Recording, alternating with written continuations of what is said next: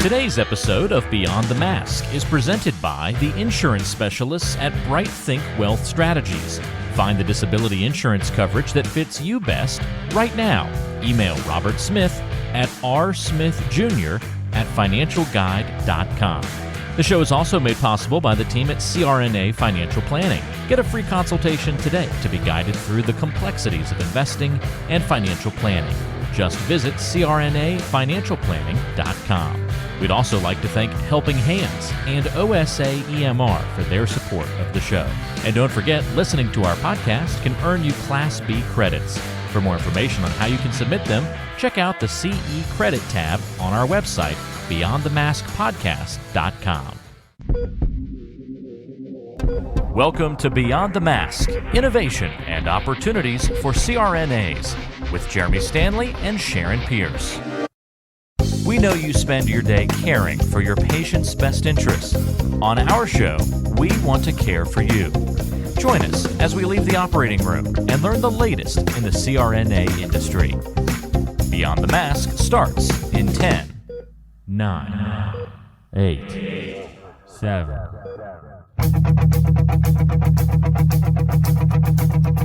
Welcome to Beyond the Mask. I'm Jeremy Stanley, and I've been working with CRNAs for over 23 years, and I'm married to one.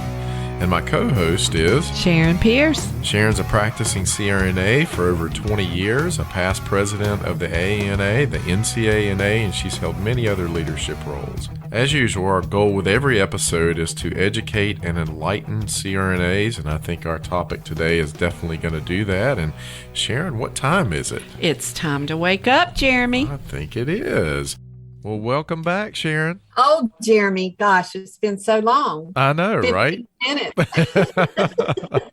This is one of our podcast blitz days, so we're doing quite a few of them. But it's always fun to be together, even if we're not sitting in the same room. I know. I can't wait to be back in the studio again. Yeah, between my schedule, your schedule, and everything else going on, we've had a tough time being able to do that. But that's all right. We'll do it soon. Promises, promises. You know how to tell if a man is lying, don't you?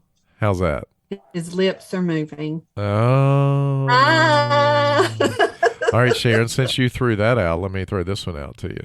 All right, you ready I'm for ready. this one? You ready? Ready. What does a frog do when his car breaks down? I don't know what. He gets it towed. Told you that, your children. Oh, they say it's a dad joke, but I love it. I think it's great. So. It's so bad.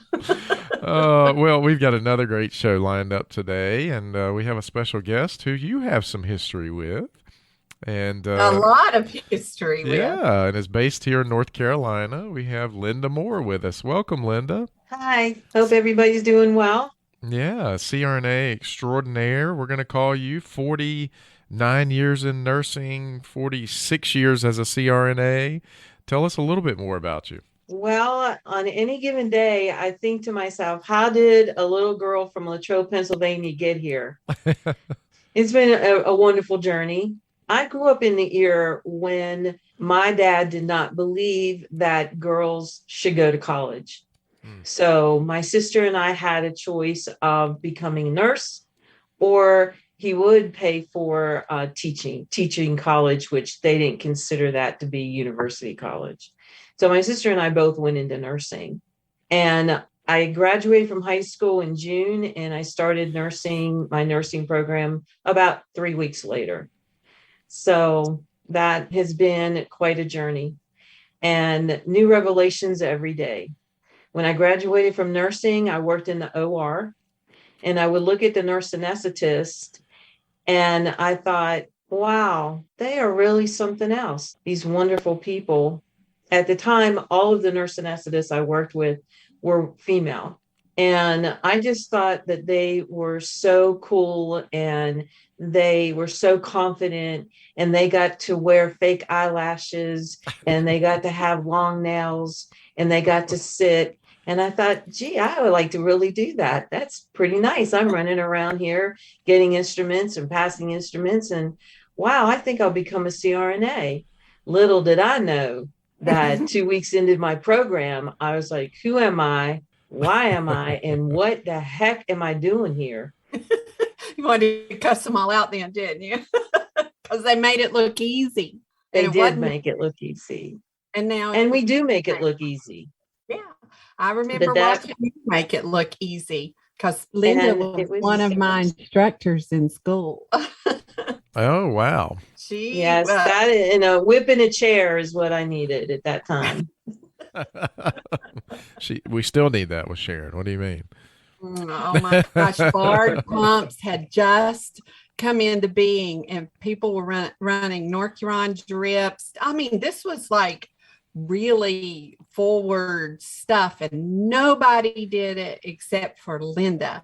So all the students wanted to work with Linda because she would do all the cool new things. You know, propofol had just come out and we were running drips with propofol. We thought that was the coolest thing. We'd never, and I would give anything to have one of those BARD pumps back right now. I hate It's the right truth. now.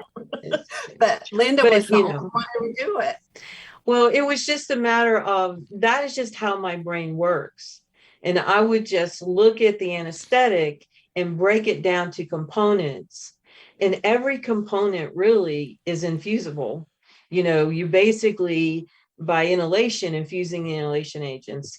But then you can infuse the narcotic, you can infuse the propofol, you can infuse the muscle relaxant, infuse them all. And that's what we would do. Mm-hmm. It would be the way crazy. you broke it down when you taught it too. So anyway, we could digress. But one thing that Jeremy, she did not mention is she just was the recipient of the Lifetime Achievement Award at the NCANA meeting a couple of months ago, which is a great honor. There's only been a few of those handed out in our state. Yeah, no, and well warranted. You know, and that's really kind of the crux of what we're going to be talking about today, Linda. You've done such a great job in advocacy and volunteerism and really a lifetime of work in that arena. And why don't you just tell us a little bit about why that's so important for nurse anesthetists or nurse anesthesiologists, whichever side of the coin you sit on these days. It's so important for them. Well, I think that in advocacy, you serve to promote. You're promoting your profession, even in the easiest way. Hi, my name is Linda Moore, and I'm a nurse anesthetist, and I'll be doing your anesthesia. That is advocacy at the very basics. But when you begin to look at the total picture, your advocacy goes even further than just in the hospital setting. So you become an advocate for nurse anesthesia in the choices that you make outside the hospital. Committees that I joined partly so that I could educate the people on those committees, be it a car club committee or just your local church group committee. Sitting there and just saying, I'm a nurse anesthetist gets the conversation going as to, well, what is that? Or what's the difference between you and an anesthesiologist? And so you're educating the public so that they don't automatically assume that, number one, if you're a guy and you walk in and you say, I'm going to do your anesthesia, they don't assume that you're the anesthesiologist. And I think that that is the beginning of where the advocacy, and then I just kept going with it. And now as a precinct chair for the Democrat Party, I have the ability to talk to state, local, and federal representatives and teach them about what nurse anesthesia is. Not just about what I want them to do for me, but what we do for them. Every time they come into a hospital, that's who they're going to see and why it's important for them to understand what we do. Well, you know, Jeremy, Linda's one of those people, you've heard me tell this story before about Sandy and Nancy. Students will walk right past them and have no idea what they've done. And Linda is one of those. We are written into the Nurse Practice Act now because of Linda. And that happened when you were state president. The first time you were state president. Yes. And then there were lawsuits involved. And Why don't you tell a little bit about that story, Linda?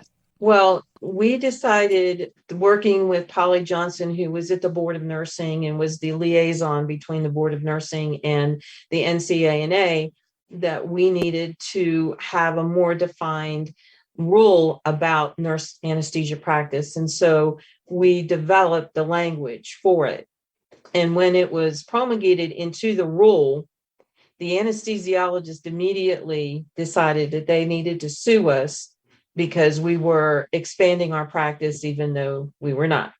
At the same time, the third-party reimbursement was happening, and that's where the legislation got involved, because we were included in the advanced practice nursing piece for Medicare reimbursement, and the anesthesiologist wanted us out. So we're fighting the rule and reg lawsuit on one hand, and we're fighting to keep ourselves in the law on the other hand. So it was all happening over the 4th of July weekend. And I was called on Friday that they were coming into session and that they were going to go to the legislators to get it stopped. And so when they decided to have us taken out, the North Carolina Nursing Association asked us to drop out. And there was much contention about it, but we felt that we needed to make a stand, even if we were taken out eventually, but we could not just be dropped and not put up a fight. And that's where Art Souls came in. And he went on the floor and he spoke for us and he tried to help us, but eventually we were taken out of that. And it created a rift between the two associations for many, many, many years. So that was all going on at the same time. The lawsuit took years, and it was eventually decided that the compromise, there was a piece of language put into the rule that Polly Johnson slipped in, and it was okay with the anesthesiologist, and they dropped their lawsuit and everybody went home. That piece of language that was introduced into the rule and reg actually only affects nurse practitioners, of which we are not. They didn't know that. And so that's what they agreed to. And that's why the rule was passed. So we lost on one side, but we gained the recognition of every legislator that was there. They knew who nurse anesthetists were.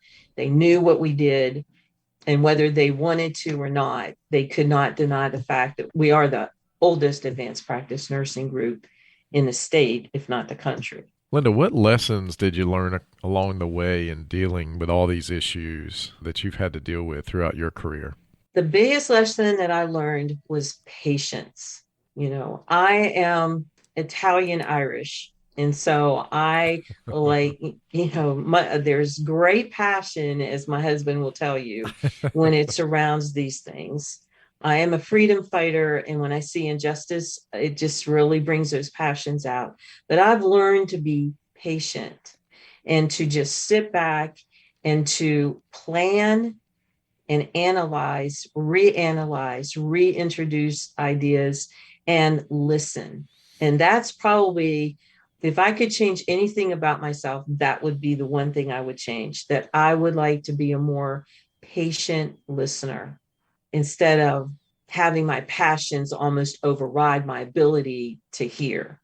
So those are the biggest things, patience and listening. Let's talk about mentorship for just a few minutes, because you've mentored a lot of CRNAs, myself included. Linda was the first person who made me chair of a committee at the state level. I chaired her public relations committee. And I remember when she asked me, I thought I was going to cry. I was like, "You want me to chair your committee?" I was so excited. And then, so I guess we can all blame you because you started me, Linda. That is all you. And you were award winning too. You were award winning. But why don't you talk about mentorship and the importance of that in our profession? Well, I think that each CRNA has the ability to not just mentor student anesthetists. We really have the ability to mentor young nurses, potentially getting them interested in nurse anesthesia and keeping the pool going. And when you go to take a patient to intensive care, there's a great opportunity to educate the nursing staff there. When you're dealing with patients in intensive care, the intensive care nurses are just shy of autonomy. They're the ones that we pull from because they're using what I consider the big gun medicine. So they understand their medicines, but what they haven't transitioned into is being able to make that decision that that medicine is going to be used. They still are bound to a degree by physician orders. So making that transition into a more autonomous decision-making process is what all CRNAs that deal in that arena should be helping them to understand, that we have autonomous decision ability.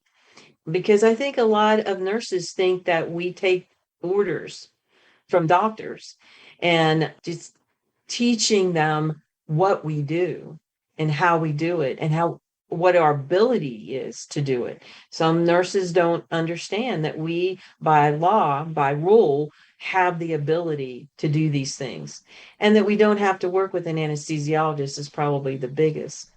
But I have, in the GI settings where I work, I have talked to nurses and helping them to get their judgment and their ability to make decisions a little more honed. Like, hey, you know what? It's okay for you to do that. You don't have to wait for someone to tell you to do it. You can, that's in your purview. You can do that one. And so mentoring on in those ways. As a CRNA, you spend years preparing yourself for this career, so we don't want to see you lose out on any of the income you've worked so hard to earn.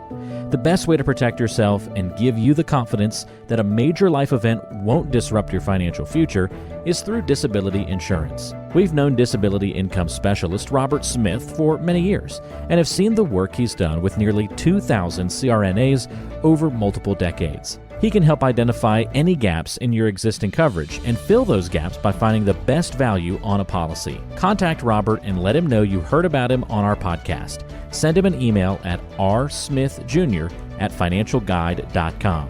That's rsmithjr@financialguide.com. Or call him at 504-394-6557. Protect your greatest asset as a CRNA, yourself and your ability to earn a living, by adding disability insurance to your financial plan. Linda, you volunteer a lot as well. You want to tell us a little bit about where you volunteer and maybe some of the benefits that you've received out of that?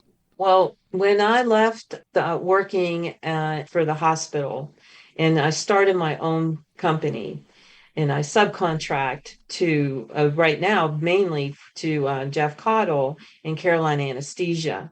And that afforded me the opportunity to go with a very good friend of mine to Belize, Central America through Health Volunteers Overseas.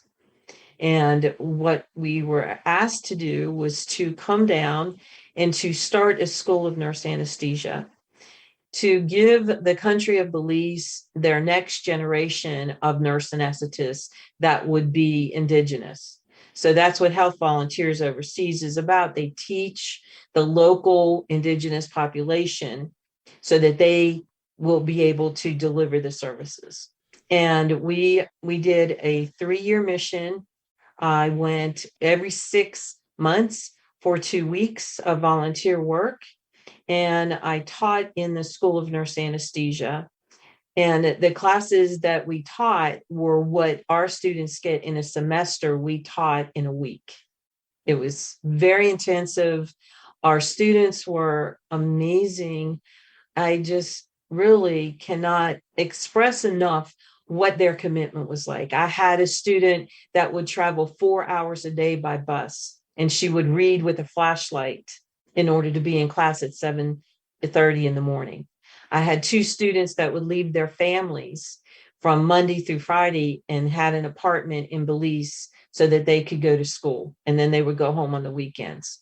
I mean, it was really intense. And when I say that we were teaching semester work in a week, my topics in 1 week, I did anatomy and physiology, the nervous system.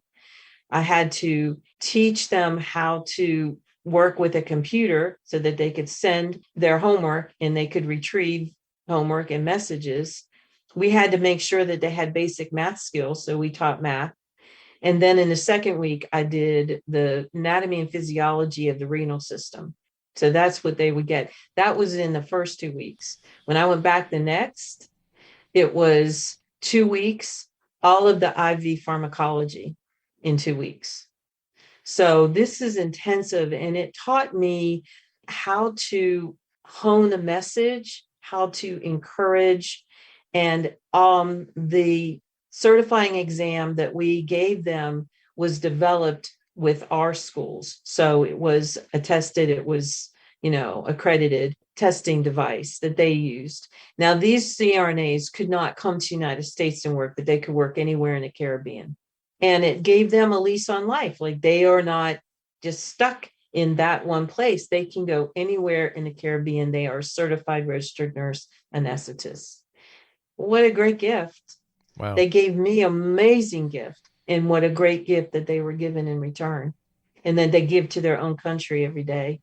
That is amazing. I mean, I can't even fathom, being able to do a whole semester's worth of work. I mean, that is...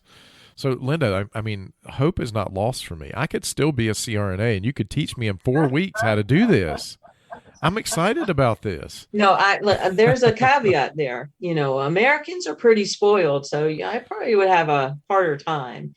But one thing I have a friend who is head of Treehouse Productions in Raleigh, and he does documentaries. And I asked him, and this is part of advocacy, I asked him if he would come to Belize with me and that he would film, and he did. And we did a documentary called Teaching the Healers. And this documentary was submitted, and it won a Telly Award, and it won 3rd place. But if we did, each of us got a statue like you get at the Oscars, but it's a Telly for this work. Wow. Where can you see? Is it on YouTube or anything? Do you know? Sharon, I hate to say how ignorant I am about YouTube, but I don't know how to put it on there. But a copy of it is at the office. We have mailed a copy of that to the office, so they have it. Well, we need to get them to put that up on YouTube. It's really impressive, but you will see we didn't have computers to teach. It was like chalk, writing on the chalkboard. Wow. Oh my goodness. We need to have that put up. Anyway, I'll make myself a note. I'll tell you what, I'll get a copy mailed to you. What format is it? On VHS? I don't even have a VHS. No, it's not VHS. They'll burn it on a dish, it's Sharon, and this. send it to you. How about that?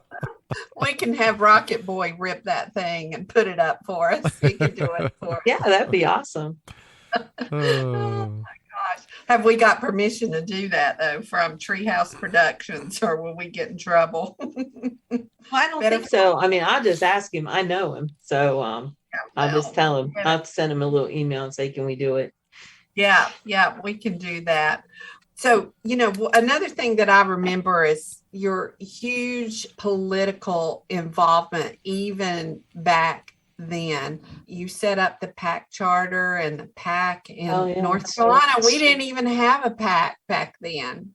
So that was very forward thinking. Well, I mean, it certainly makes sense because we are fighting, and as sad as it is, you have to have money to get heard. And we knew that back then. I can remember passing a hat out at one of the state meetings. We passed a hat and asked people, give us something, so that we can fight these battles. And our PAC is tremendous now. And it's because people understood. And I think that one of the most important things to understand, even if you don't want to be that person, that voice, that person running out there to do whatever, know the issues, read, don't be just going to work every day thinking everything is hunky dory. I mean, at least know the issues, understand the issues and the implications. They may not feel like those implications matter to you so much because you're working in a situation where you're a team and you don't want to make part of the team angry. But I don't know if you could put this on the air, but this is my gut. This is my true feeling about that.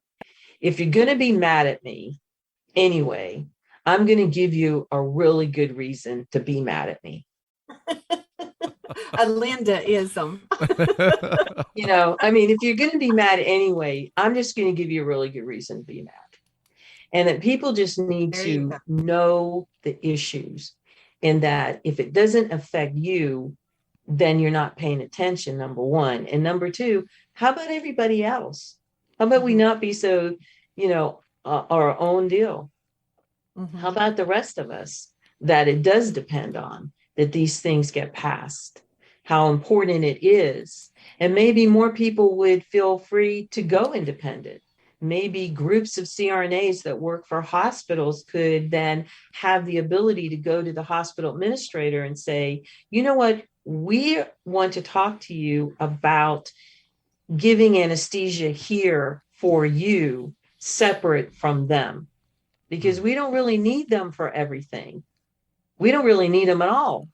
But if they have to be here, we can do different things. Having a law and ingrained in law that says that we can do X, Y, and Z is how you have the ability to negotiate how you work. Interesting. Today's show is brought to you by the folks at CRNA Financial Planning, an independent consulting firm that offers financial planning services exclusively to CRNAs and their families. From planning for a child's future college expenses to building a predictable income stream in retirement, the firm is committed to offering you comprehensive financial services customized to fit your unique needs and objectives. If you have questions about your financial future, get them answered. Call the team at 855-304-3748. That's 855-304-3748. Or go online to crnafinancialplanning.com. So, Linda, you're also involved with the North Carolina Democratic Party, and you're a precinct chair. Why don't you kind of tell us what exactly that means? Well, in the Democrat Party, everything starts at the ground level. And so precinct chair is that person who oversees. You have districts, and we all know that you have a district for congressional and a district for the House, and you have it at local levels too. But each of those districts are made up of precincts. So my precinct has, I don't know, maybe 5,000 people in it. And so in my precinct, in February, we do what's called organizing the precinct. So we have a precinct chair, vice chair, treasurer, secretary. And these people get together, and you try to bring people in so that you can begin to look at what is important to you. Because the Democrat Party, again, all the ideas. So the precincts come together and they make a list, if you will, resolutions about what it is it's important to their little slice of North Carolina. It'll be clean water. It could be just a myriad of things. And then we collect all of those precincts in, say, Congressional District 6, and we bring all of them together. Now, we will have a meeting, we'll have a district meeting, their conventions, and all of those resolutions are brought together and they're put out to the district. And then after that, we have our state convention where all of the districts, 100 districts in the state, come together. All of those resolutions are brought together and it forms the party platform. So for the Democrats, party platform issues start from the ground up. I'm not sure how it is with the Republican Party, but I think it's more top down. So ours really, truly goes from the grassroots up. And I've been a precinct chair probably for 10 years. So what I'm hearing you say that is if CRNAs get involved at that level, you can actually put forward something that may wind up being in the party platform for the state. Correct. And it also, when you have issues like the SAVE Act, by having meetings with your precinct, you can kind of get a missive out and say, I'm a nurse anesthetist, and we're doing this and this. Would you write a letter on our behalf? Would you do this on our behalf? So again, advocacy and volunteerism going together. And we meet the candidates. And sometimes we bring out someone to be a candidate. So we already know who the candidates are, because when like the Guilford County Democrat Party, you go to those meetings and the candidates are recognized, and then you get a chance to go up and talk to them. I can tell you that Michael Garrett, who is a senator in North Carolina, Sharon, I know you know him. Michael Garrett told me that because of the work I did with his campaign, that mine was one of 3 precincts that took him over into the win column, because we opened our house and allowed our house to be used for phone calling and door to door on 3 consecutive weekends in Southeast Guilford County, which is very red, but it's not as red as people think it is.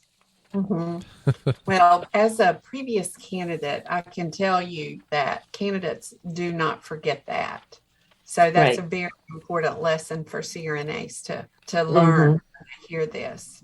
Right. And I've already said, Sharon, if you had run it as Democrat, you probably would have won. Told you. Not in that Wrong. district. It was the wrong party, honey. We'll save that for off. I was going to say we might want to keep that one low key. Yeah, we'll right probably now, keep that one out. Yeah. So, Linda, as we kind of wrap it up here, is anything that you would like to leave our listeners with? And then we've got one more thing after this, so don't hang up on us. But I kind of want to get your conclusion, and then we've got something that Sharon lovingly refers to as the lightning round. Okay. Well, I would like to promote the idea of self-worth in our profession.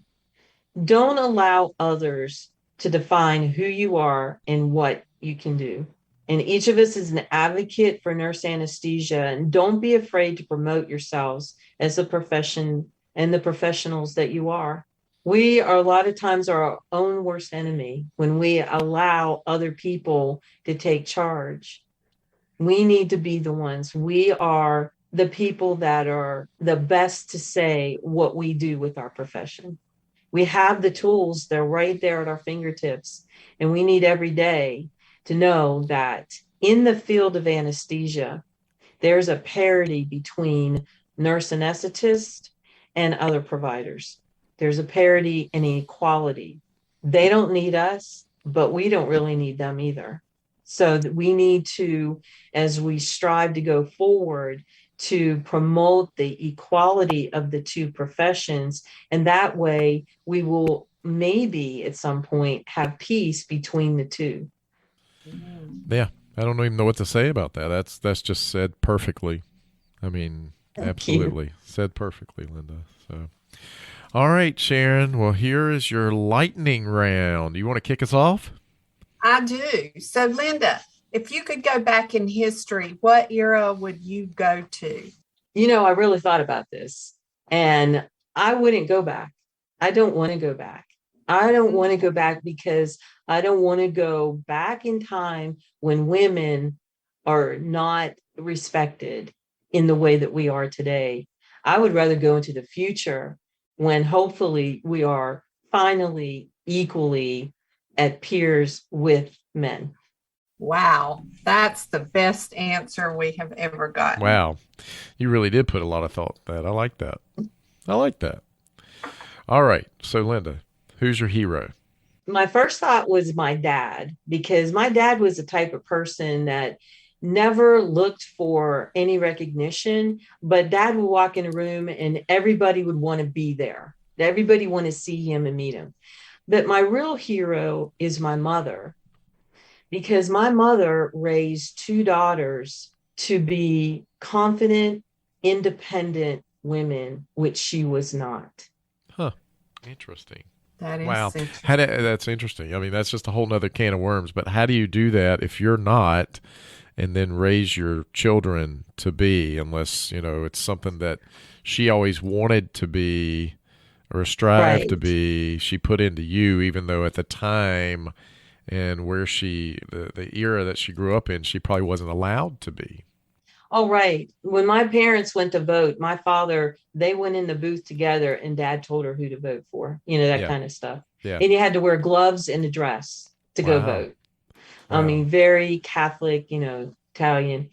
But mom was the type of person that, although dad did not believe in girls going to college, my mother pushed my sister and I to become nurses because she knew that her biggest thing to me was don't ever depend on a man for your living.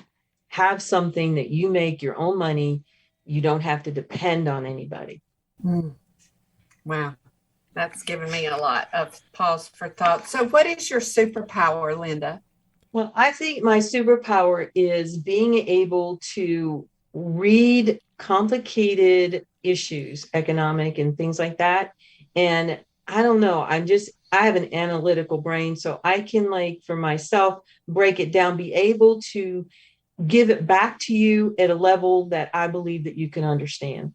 Well, that worked in Belize. If you taught them a semester's worth of work in 1 week, for sure. Wow. All right. So, me, I'm the money guy, Linda, but if you won the lottery, what would you do? Well, if I won the lottery, I would make sure that my family was taken care of. And I would give money to the CRNA Defense Fund. I've always felt like that. And charities. Yeah. Yeah. Good one. Sharon, go ahead and do one more. I know you're itching. Go. Come on. What's your favorite word, Linda, that you can use on the air? I was going to say, I can't,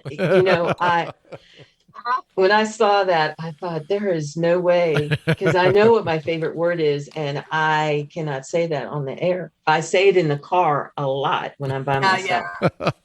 Especially when somebody pulls out in front of you, right?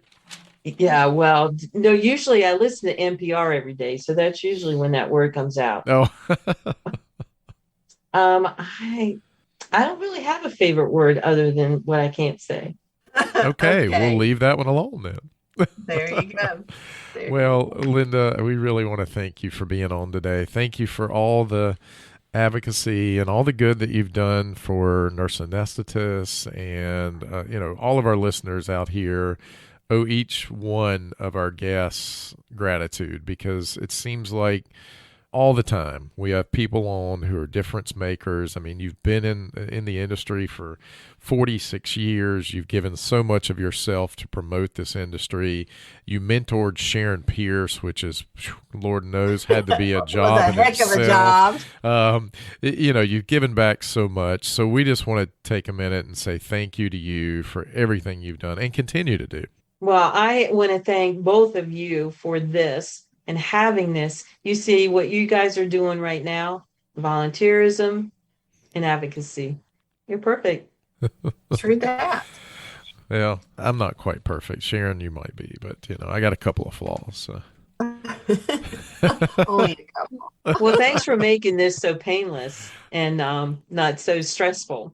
Well, good. That's kind of our claim to fame. I think we're pretty laid back on this. So, but Sharon, I think it's a wrap. I think so. We want to thank our listeners for listening to Beyond the Mask with Jeremy Stanley and Sharon Pierce. Sharon, if they like our show and want to know more or maybe just help us out, how can they do that? Oh, well, the best way is to leave us a review, because it pushes us up in the algorithm, and tell all your friends, of course. And if you leave us a review, please make it positive. There's enough negativity in the world, right? Amen to that, Jeremy.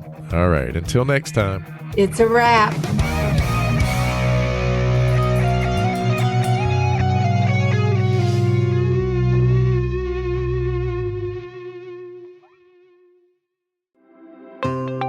Have you thought about what would happen if you weren't able to work for 2 or 3 years?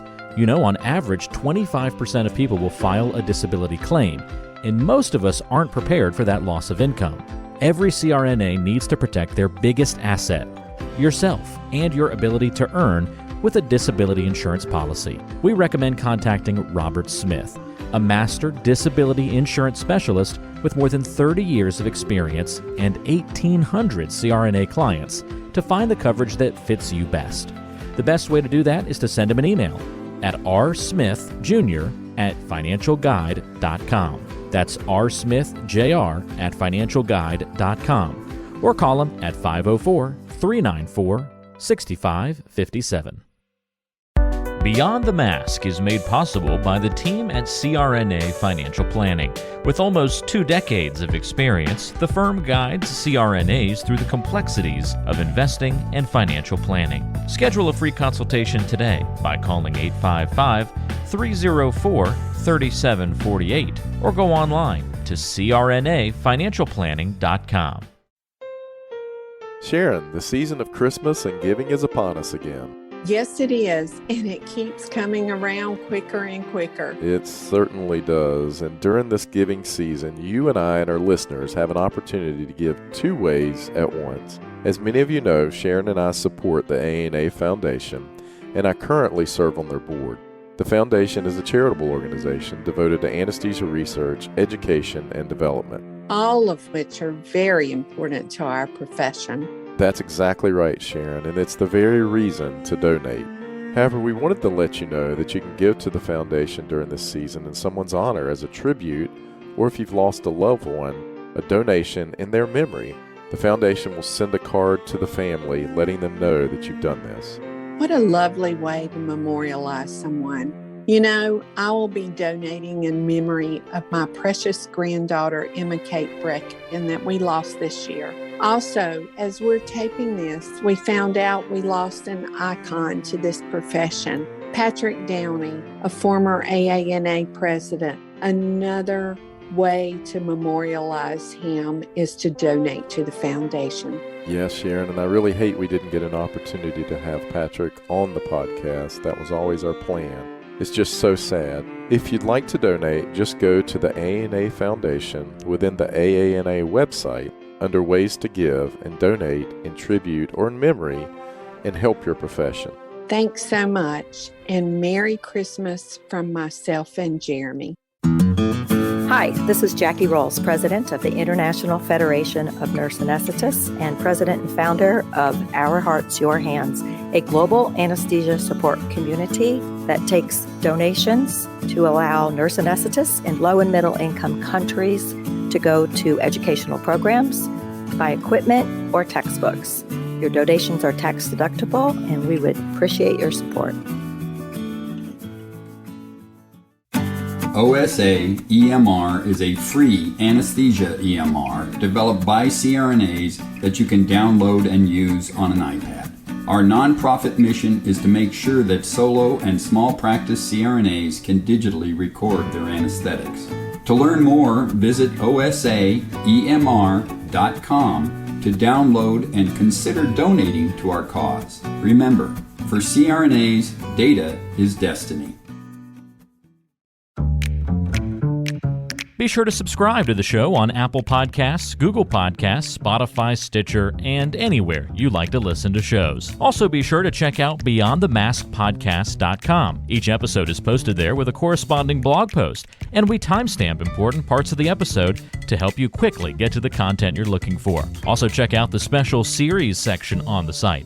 You can follow along and catch up on the CRNA History Series, episodes specifically about political conversations in the industry. Or try the CRNA Personal Finance Series. It's all on BeyondTheMaskPodcast.com. And if you have a question for the show or want to be a guest, or even suggest a particular topic, fill out the contact form on the site or send an email directly to us at info@BeyondTheMaskPodcast.com. And lastly, let's take the conversation social. Check out our Beyond the Mask podcast Facebook page and Facebook group.